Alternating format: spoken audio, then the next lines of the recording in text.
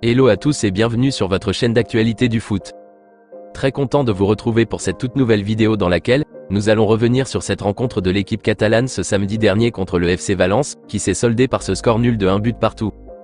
Un match très décevant mais dans lequel on a vu une fois de plus un Frenkie de Jong au top de sa forme, et une bonne prestation de l'ailier gauche portugais João Félix, auteur du seul but barcelonais, mais qui a été malheureusement remplacé une fois de plus par notre fameux coach Xavi Hernandez, le grand connaisseur de tous les temps, qui l'a remplacé par son bien-aimé protégé de toujours, le attaquant Ferran Torres. Nous reviendrons en long et en large sur tout ce qu'on a pu constater durant cette rencontre, les bons ainsi que les mauvais à corriger s'ils le veulent bien sûr, et enfin nous donnerons ensemble une note à ce résultat nul. Donc reste jusqu'à la fin de la vidéo pour ne rien manquer. Mais avant tout juste de commencer, abonne-toi si c'est la toute première fois que tu nous suis sur cette chaîne et active la petite cloche de notification, afin d'être à la une de toutes nos vidéos actualités comme celle-ci, qui te parle régulièrement des joueurs du FC Barcelone, et t'informe chaque jour sur les dossiers importants programmés sur le mercato hivernal à venir. Donc n'hésite pas à laisser un gros pouce bleu, à surtout commenter la vidéo et si possible la partager, si bien sûr le contenu proposé t'a vraiment plu. Si c'est fait les amis, alors on y va. Eh bien, quoi dire les amis? Après la tragédie du mercredi dernier en Ligue européenne des champions, où Xavi et ses hommes se sont laissés humilier et rabaisser par les Belges du Royal Antwerp, la route cauchemardesque vers le village du Tocarisme a été empruntée de vive allure par cette équipe barcelonaise ce samedi dernier encore. Et on attendait tous à un break du Tocarisme, et un peu de joie et de sourire dans cette rencontre contre le FC Valence, mais apparemment Xavi et ses fantômes ont dit niet. Lorsque j'ai posé les yeux sur la formation qu'il a mise en place dès l'entame de la rencontre, avec le 11 de départ sélectionné, je me suis dit que peut-être cette fois-ci ça sera la bonne, et que ce match serait le retour sur le chemin de la victoire. Mais apparemment je me suis encore trompé. Xavi m'a encore une énième fois prouvé que mes attentes sont utopiques et qu'elles ne se réaliseront jamais. Déjà, le bloc défensif qu'il a formé pour cette rencontre était parfait. Une charnière centrale occupée par le cyborg uruguayen Ronald Araujo et Jules Koundé, qui est en phase de régression ces derniers temps on ne comprend pas, mais ça peut arriver même chez les grands défenseurs, donc on n'en fait pas un si grave problème. Ensuite il met un Joao Cancelo à droite, sa position préférentielle, et un Alejandro Balde à gauche comme d'habitude. Mais comme je l'ai dit depuis le début de la saison, le Balde très percutant de la saison dernière, qui était vraiment bon techniquement et qui arrivait à donner des passes en profondeur efficaces dans les derniers mètres, cette saison-ci, il a drastiquement régressé. Trop de déchets techniques dans ses actions défensives et ses conduites de balles vers l'avant. Donc malgré qu'on ne peut pas dire que cette formation défensive a fait un match catastrophique ou pitoyable, je dirais qu'ils ont été très moyens en dessous des attentes. Toujours les mêmes problèmes d'efficacité, une manque d'agressivité sur le porteur du ballon, même Araujo qu'on connaissait plus agressif, plus entreprenant et qui arrivait à anticiper les actions adverses, le cyborg uruguayen est devenu faible devant certaines situations. Et donc c'est tout ça qui rend le problème de gestion défensive plus compliqué pour cette équipe barcelonaise. En ce qui concerne le milieu de terrain avec le trio de Jong, Gundogan et Pedri, ils ont été moyennement bons comme d'habitude, même si on a constaté quelques déchets par-ci par-là du vétéran allemand Ilkay Gundogan, qui n'a pas été dans ses meilleurs jours durant cette partie, avec trop de lassitude devant certaines occasions dans les 20-25 mètres du but, où il devait normalement vite frapper, mais de façon globale, ça n'a pas été en soi un mauvais match de sa part. Et la personne à féliciter le plus dans cette rencontre malgré ce résultat, c'est le milieu néerlandais Frenkie de Jong. Franchement, un gros travail de Frenkie de Jong comme toujours, qui s'est bien débrouillé à ce poste de pivot devant la défense dans ce match, et qui a essayé depuis les premières minutes de la rencontre jusqu'à la fin, de construire le jeu, et de pousser le ballon vers l'avant avec ses passes pour casser les lignes et trouver les attaquants. Dommage que les attaquants de devant n'ont pas su concrétiser les actions. On a vu aussi un Pedri González qui a été fragile sur le plan défensif et récupération de balles adverses, mais qui a répondu présent offensivement comme d'hab, avec ses passes, ses contrôles de balles dans les pieds et ses combinaisons avec les autres. Je veux parler de Jong et Gundogan, donc franchement, rien d'anormal à leur reprocher pour cette rencontre. Donc à propos du cœur du jeu, on ne peut franchement leur reprocher grande chose. C'est essentiellement aux attaquants de faire le reste du travail, ce qu'ils n'arrivent malheureusement pas à faire. Maintenant après ces quelques éloges, je veux qu'on parle de ce qui se passe concrètement entre Xavi et Joao Félix. Eh bien je me demande, qu'est-ce qu'il a fait d'aussi détestable et qu'à chaque fois, malgré qu'il soit excellemment bon et efficace au cours des rencontres, Xavi décide toujours de le sortir. Il a fait quoi concrètement? Je ne comprends pas.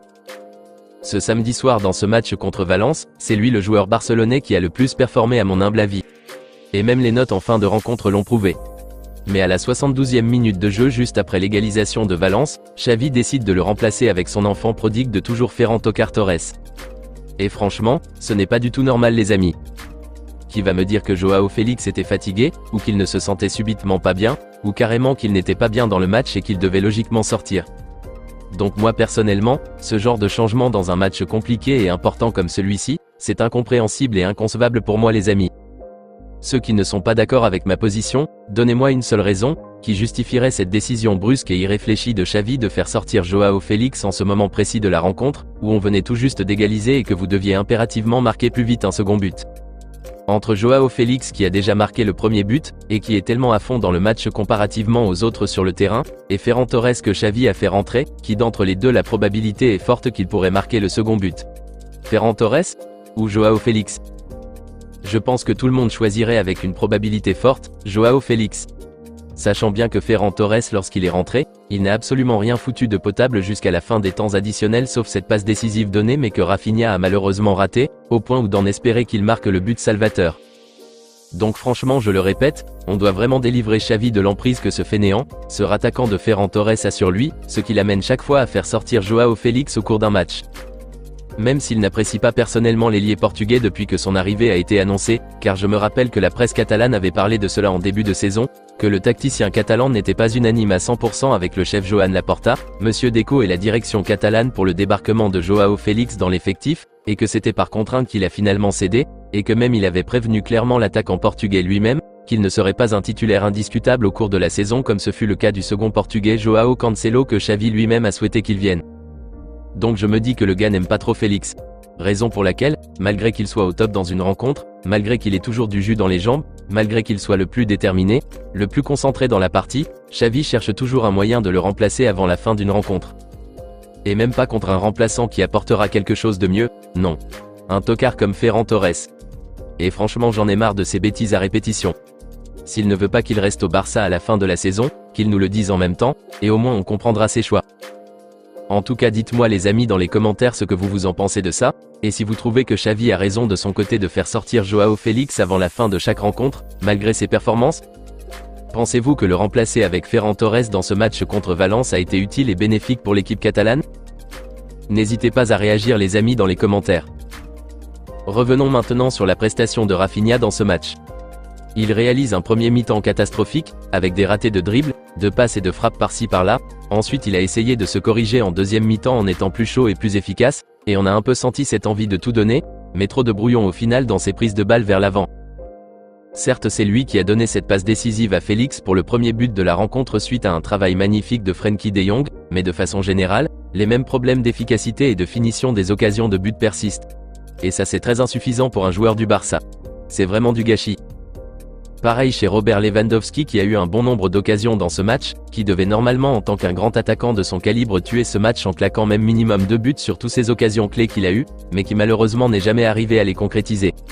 Soit il frappe trop fort, soit le tir est mal ajusté, une manque de précision ou carrément il rate complètement le cadre.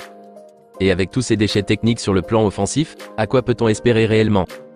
À des résultats décevants aussi pareils comme ce match contre Valence. En fin de compte, on a l'impression que cette équipe du Barça doit avoir 1001 occasions de but avant d'en mettre un seul. Et c'est vraiment horrible et dommage.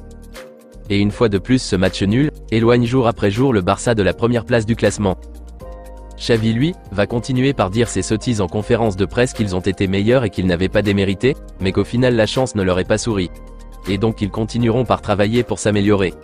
Toujours les mêmes récitals mais rien, absolument rien ne change niveau qualité de jeu proposé. Que du n'importe quoi comme toujours. Comme je l'ai toujours dit depuis un certain temps, si Joan Laporta et Deco, et la direction catalane ne réfléchissent pas à comment changer les choses, à remplacer si possible Xavi pour ramener un vrai entraîneur capable de proposer du bon football, alors la même situation va toujours persister. Les mêmes problèmes vont toujours continuer. En tout cas, je ne sais plus quoi dire de ce Barça. Un ennui total à chaque fois que je regarde un de leurs matchs. Dites-moi les amis dans les commentaires ce que vous aviez pensé de cette rencontre du Barça contre l'effectif de Valence, ce que vous pensez du changement de Joao Félix à chaque match, et comment vous aviez trouvé les prestations trop brouillons de Rafinha, les performances d'Ilkay Gundogan, de Ronald Araujo, de Pedri, le grand match de Frenkie de Jong, et les efforts fournis par Robert Lewandowski comparativement à ses prestations précédentes?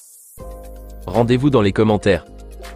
Moi personnellement, je donnerai une note de 4 sur 10 à Xavi et ses hommes pour le manque de vie tout simplement dans cette rencontre. Je pense que tout a été dit, et à force de se répéter, on finit par avoir des maux de tête à cause de ce jeu venimeux que nous propose ce Barça.